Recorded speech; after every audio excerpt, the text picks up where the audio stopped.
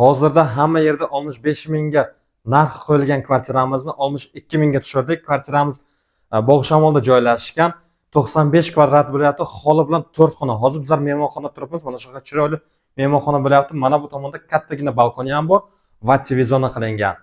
Ana endi boshqa xonalarni ko'rishni boshlaymiz. Kvartiramiz polностью yevro remont qilingan.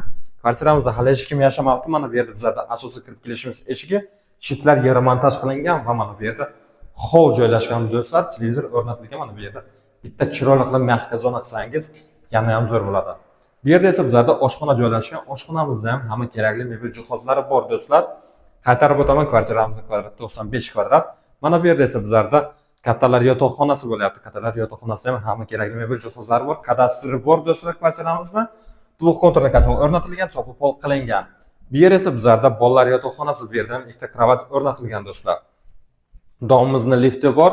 Mana bu yerda esa bizlarda sanuzul joylashgan do'stlar. Mana shunaqa chiroyli sanuzul va qo'shimcha kladovkasi ham bor. Agar kvartiramiz ma'qul bo'lgan bo'lsa, agar qo'shimcha ma'lumot pastda opisanda bo'ladi, videoni tanishlarga yuborib qo'yish esdan chiqmasin. Ko'rishguncha.